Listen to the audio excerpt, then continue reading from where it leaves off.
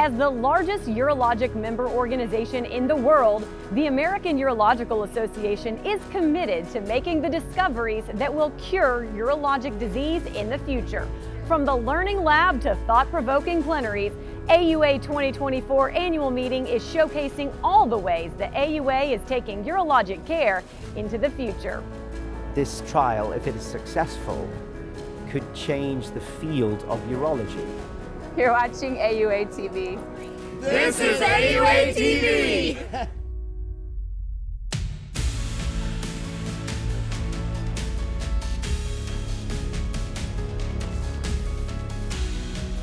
Welcome back to the Henry Gonzalez Convention Center in San Antonio and to our second day of the AUA annual meeting.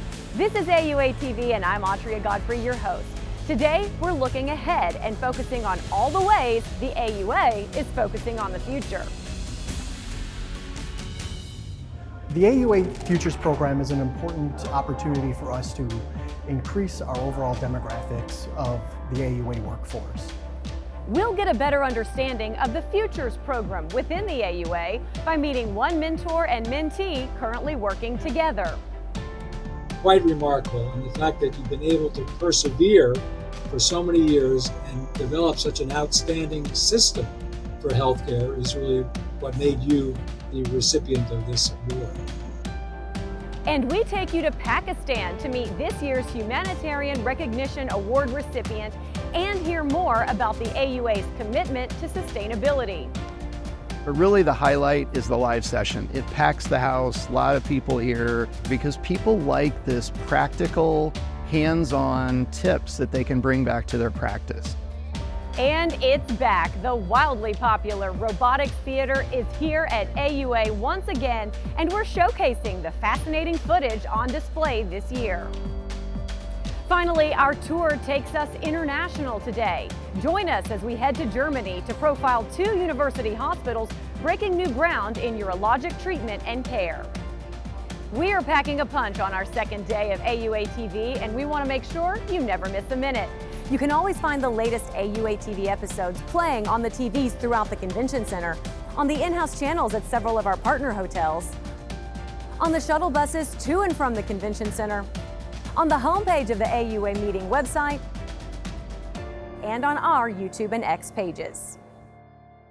As we continue our focus on the future, we are joined by AUA Secretary Dr. David Pinson to discuss some current accomplishments and his plans looking ahead. Thanks for your time today. Thanks for having me, I appreciate it. Absolutely. Well, what an exciting week. We have some new offerings this year, specifically some innovative new initiatives happening in the Learning Lab. I want to get started with the clinical trials in progress. What was the goal here? So the whole idea behind clinical trials in progress is to make the urologic community more aware of ongoing clinical trials of new agents, new devices, which are going to change the way they practice. They're ongoing trials, so they're not ready for prime time yet. But we really want people to be aware of what's going on so that way they can prepare and they know what's coming down the pike. It's really important for urologists to be on the cutting edge, and this is how they're going to be on the cutting edge. And another thing in that same vein is the P2s, but they are different from the clinical trials in progress. What can you tell us about that? Yeah, so the P2 stand for practice-changing, paradigm-shifting clinical trials.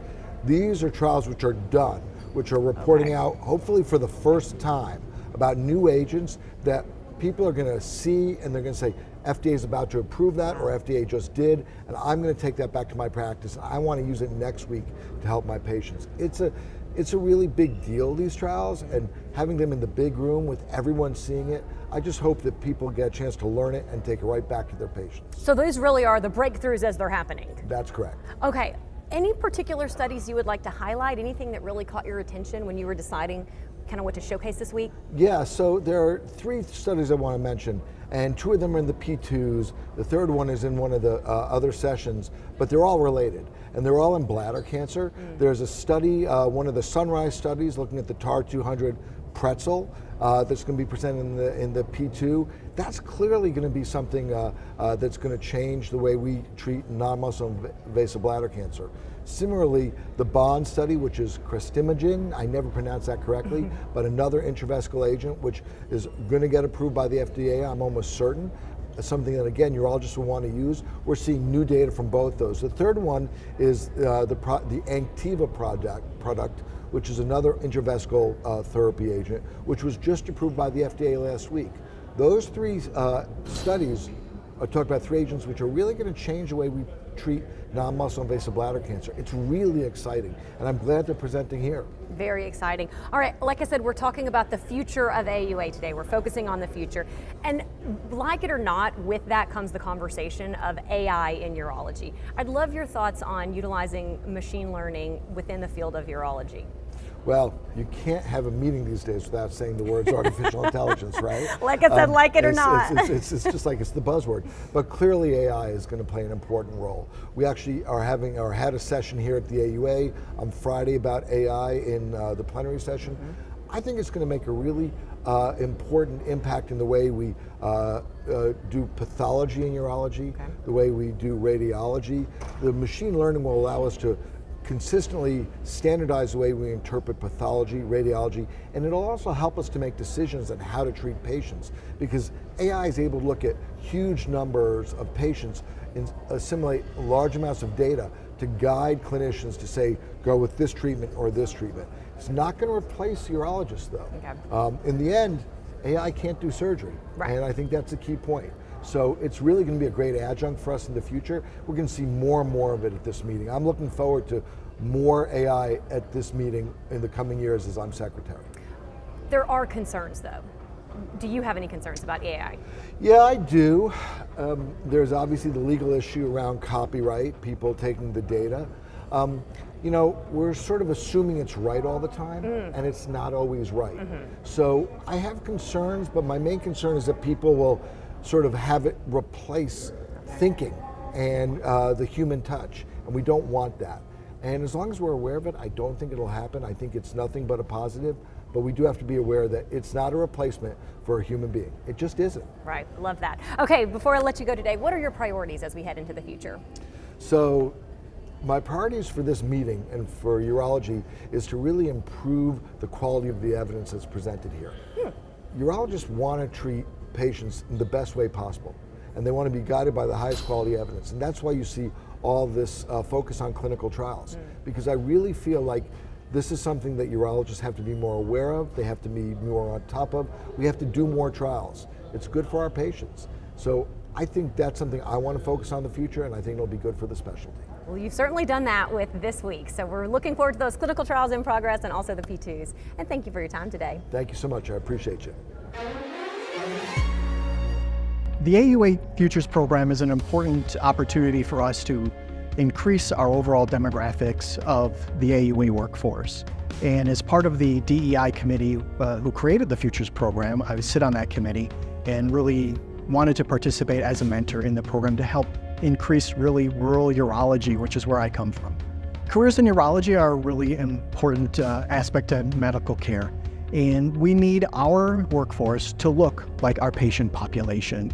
And so increasing the overall demographic trends within urology are super important. And so I think it's important that as a specialty that we work towards creating a more inclusive environment that brings people from all aspects of the community. Being a mentor in the Futures program has really provided me an opportunity to learn more about these underrepresented demographics. What are their barriers to coming into urology? What are the facilitators that help them come into urology? So it really has been helpful at learning those, and then just really it's nice to connect with individuals in the underrepresented communities to learn more.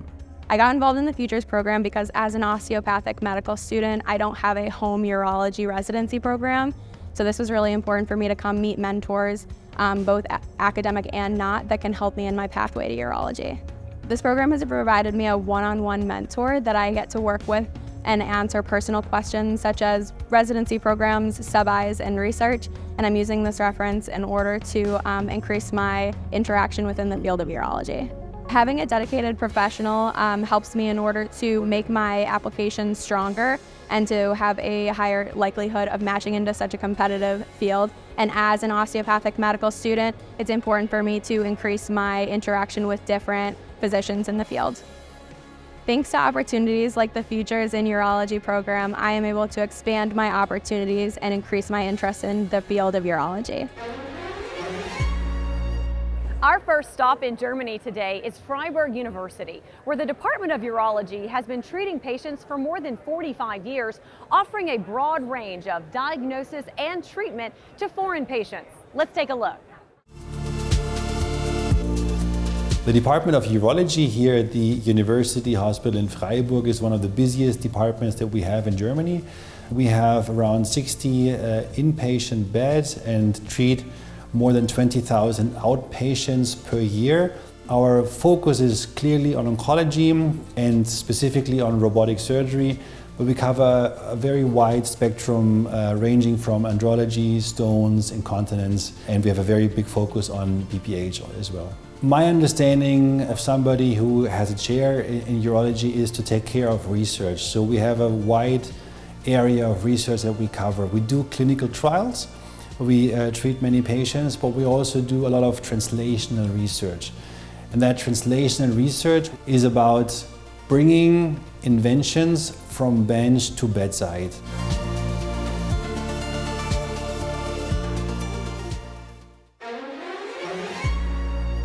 Heading over to Heidelberg now, the Department of Urology at Heidelberg University Hospital in Germany underscores the cardinal importance of intellectual inquisitiveness and cooperative synergy in propelling the boundaries of urological praxis.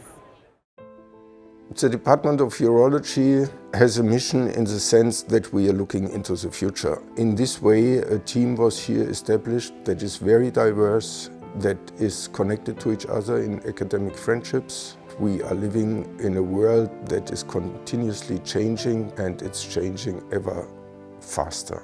The Department of Urology at Heidelberg University Hospital is working closely with the other departments that are important for the diagnosis and treatment of patients. The strength of Heidelberg is the fact that we have so many excellent departments and centers here, all on one campus. The cooperation between these centers, this makes Heidelberg truly an outstanding place for moving science and research forward. The future of urology is still being innovative. We are curious and are driven to make new collaborations, to identify new questions that have to be answered, so that urology is still being a pioneer in innovation in medicine.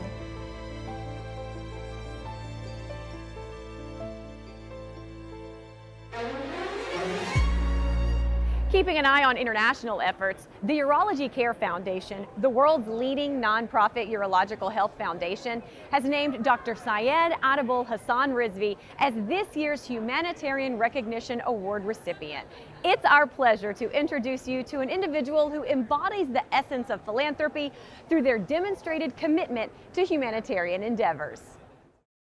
Joining me now is the 2024 Humanitarian Recognition Award recipient, Dr. Syed Adi Rizvi, and President of the Urology Care Foundation, Dr. Harris Nagler. Thanks to you both for your time today. Dr. Rizvi, I want to get started with you. Congratulations on this honor. How does it feel to be recognized by your peers in this way? Well, I think they are happy, and I'm equally happy and thankful to the foundation who have considered me for this honor. You have had a truly remarkable impact on urological care in Pakistan. As the founder of the Sindh Institute of Urology and Implantation, you took an 8-bed ward and turned it into the largest public health institute in South Asia. What's been your driving force all these years? The observation how our people were suffering, and observation that how the West was doing better and so good. But the most important thing is that I was lucky to have a very good team with me, team of the junior doctors who supported me all the time. And still, when they have become in senior position, they are supporting me. That's my strength. Dr. Nagler, I want to bring you in here as president of the Urology Care Foundation. What do you look for when you are selecting the recipient of the Humanitarian Recognition Award? Well, first, let me say there are many individuals who spend a lot of time doing humanitarian work. I wish we could honor them all, but we can't. So we look for people who have made a career of dedication to humanitarian work and have had a long-lasting commitment and long-lasting impact.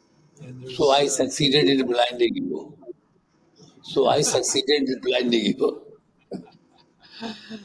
Well, you've blinded many people because your commitment is quite remarkable, and the fact that you've been able to persevere for so many years and develop such an outstanding system for healthcare is really what made you the recipient of this award.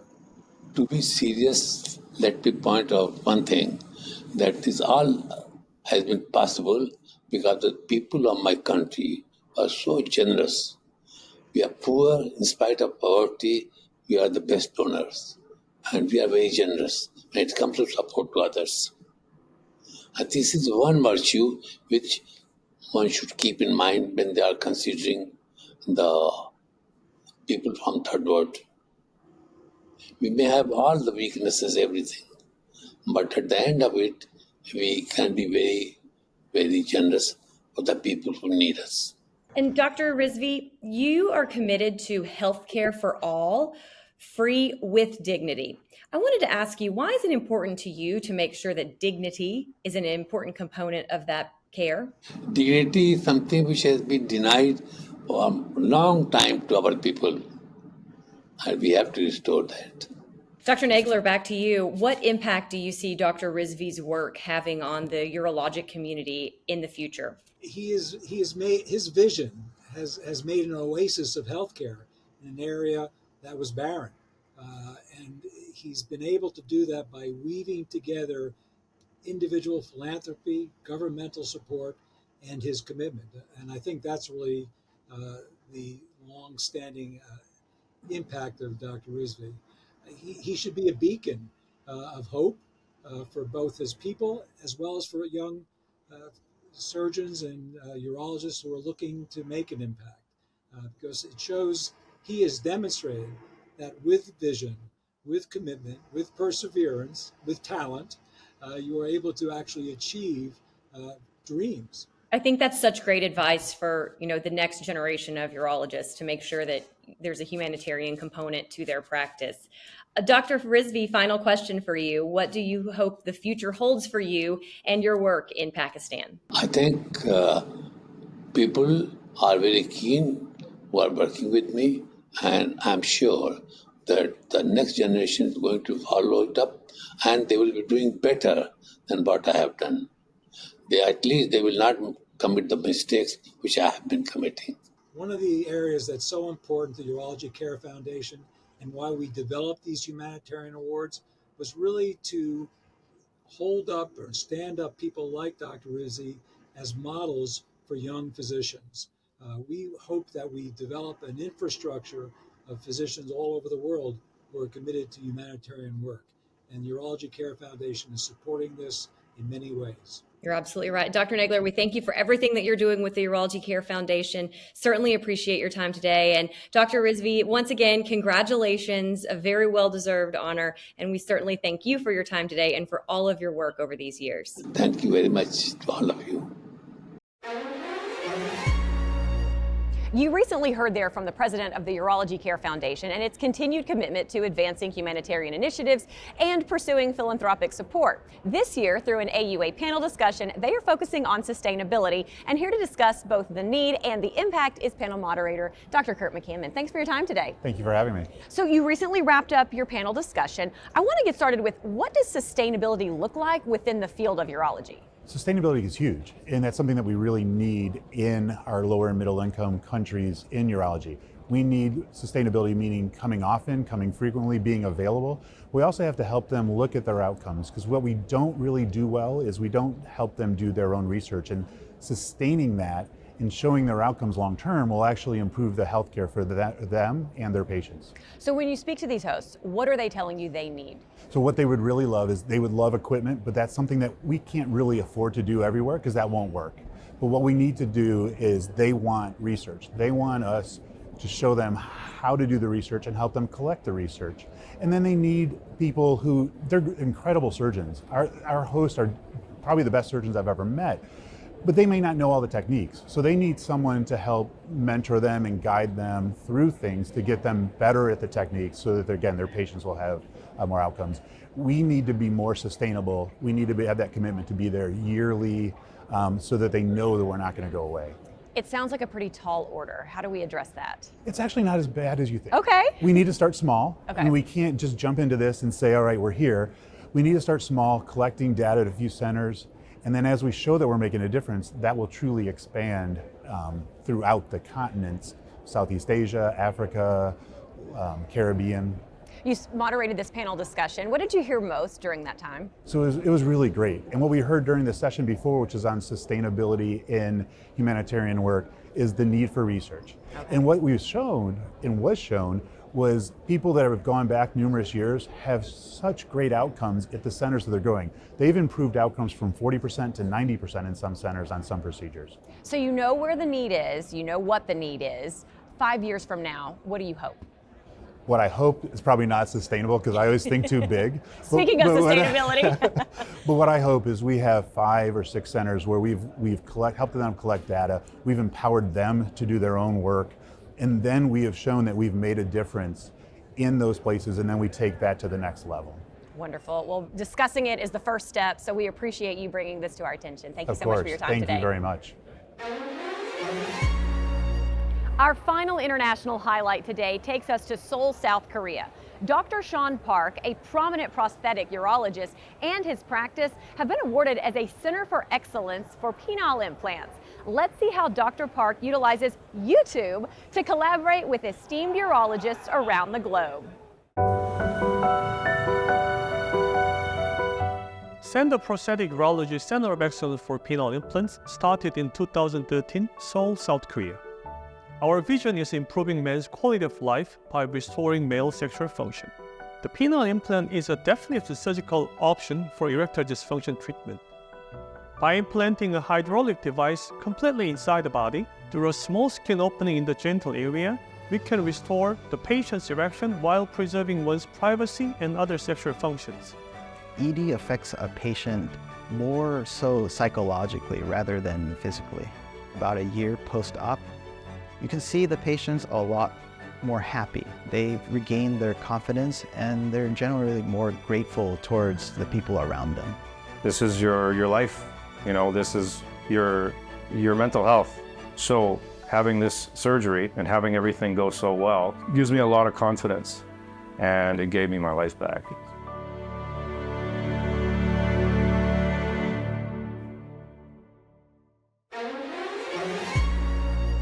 Now to today's AUA Scientific Spotlight. Here are today's P2s and clinical trials currently in progress.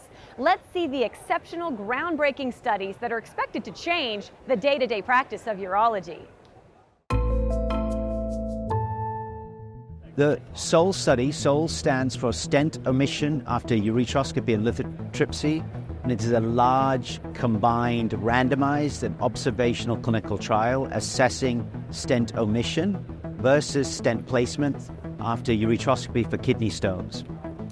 It is one of the largest studies funded by a federal agency in kidney stone surgery to date. It's quite a unique clinical trial developed with patients, funded by the Patient-Centered Outcomes Research Institute, performed in a statewide surgical collaborative called MUSIC, and MUSIC is supported by Blue Cross Blue Shield of Michigan. So it's a very unique trial where it's a partnership between patients, doctors, a funding agency, and an insurance company that funds the collaborative. When the trial was submitted for a grant review at PCORI, and it goes through an independent review process that's very rigorous, one of the peer reviewer comments was that this trial, if it is successful, could change the field of urology. And so that's the impact we're hoping for, because right now it is routine practice to stent patients constantly after ureteroscopy, and stenting has so many problems for patients. If we could avoid that, that would be a real game changer. And what we need is a really well done clinical trial assessing this. So our goal is that we create the evidence that enables us to make those changes in patient care, in surgeon behavior and modifications, and to change care nationally and internationally. The PKIDS trial was an observational trial conducted at 30 medical centers in the United States and Canada. The goal of the trial was to strengthen the evidence base for the surgical management of pediatric patients with kidney stones. The reason for this is that the evidence base currently is incredibly weak, so that we don't have important information to share with patients so that they can make the best decisions for which choice of surgery is the best for them. I think it's important to state what is known now. So the current AUA guidelines, which go back to 2016, demonstrated that there is equal recommendations for ureteroscopy and shockwave lithotripsy for stones under 20 millimeters. And despite the equal weight of those recommendations and the weakness of that evidence base, about 80% of children receive ureteroscopy for these stones. What we found was for children with kidney and ureteral stones, shockwave lithotripsy and ureteroscopy had equal stone clearance. There was no difference. But when you look at these patient-reported outcomes, shockwave lithotripsy compared to ureteroscopy had better urinary symptoms, less pain intensity, less pain interference 1 week after surgery after you adjust for all of the preoperative symptoms. The goal of PKIDS is not just to generate evidence, it's to take that evidence and apply it back into clinical care to directly improve outcomes. And because this did reflect a broad spectrum of children with kidney stone disease, those results should be generalizable, not only to the United States, but presumably outside, any place where children receive these treatments. To the MedStar Health Center for Urologic Reconstruction, where the team helps patients rebuild their urinary and sexual health following treatment for cancer, trauma, obesity, and many other conditions. Our goal here, overarchingly, is what we like to call adding life back to years. So we want to restore function to the parts of the urinary tract that have been injured either from trauma or that have been affected from surgeries or treatments for other conditions. We do certainly the highest volume in kind of the Mid-Atlantic region as it pertains to many of the prostate cancer survivorship issues. One of the benefits that we have is that we're able to, as a team within MedStar Reconstructive Institute, can really address all of the patient's needs without needing to send medical records outside of the system, without need of potentially an inability to operate at the same institution because we're not privileged at that hospital. So because of that, and because we have multiple large hospitals here in the DC area that we can serve these patients, we offer patients an excellent opportunity to kind of be a quote-unquote one-stop shop.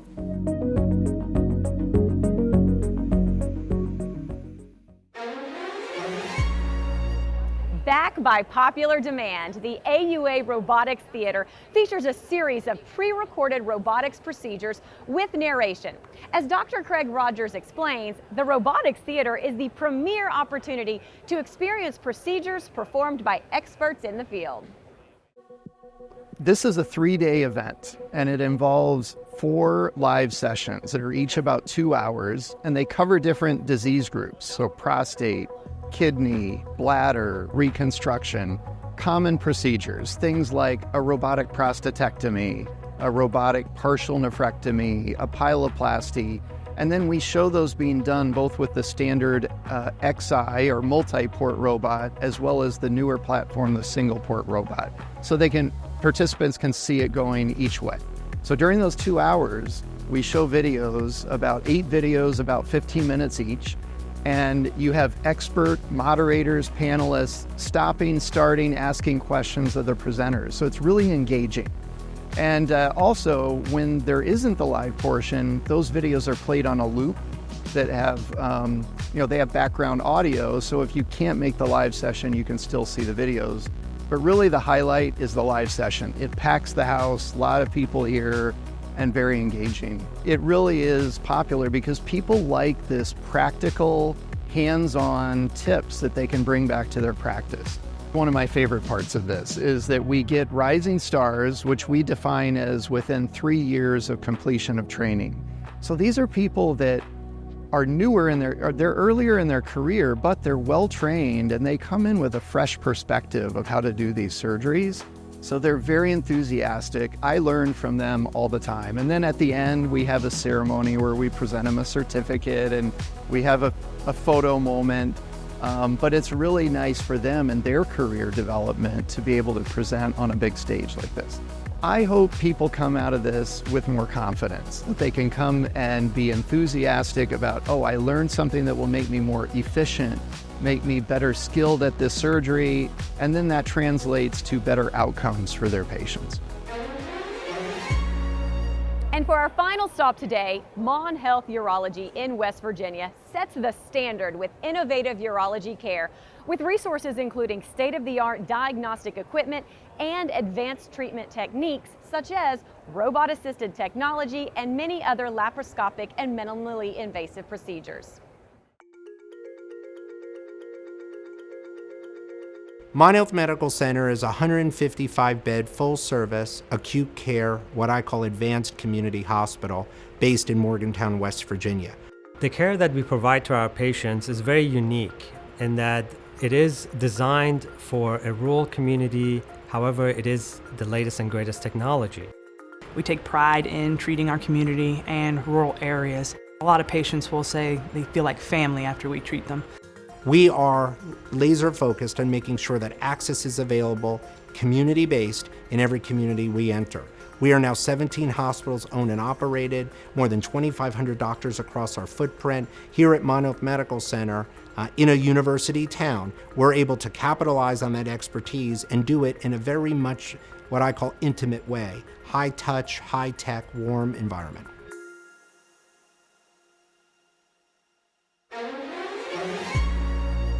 Finally today, we want to hear from you. We hit the halls of the Convention Center to talk with attendees and ask the question, what do you see having the single biggest impact on the future of urology? If I had to pick one thing, I think it's the way that medical school and residency training is shifting in terms of the newer technologies that the residents are learning and improvements in the way that we educate our future urologists.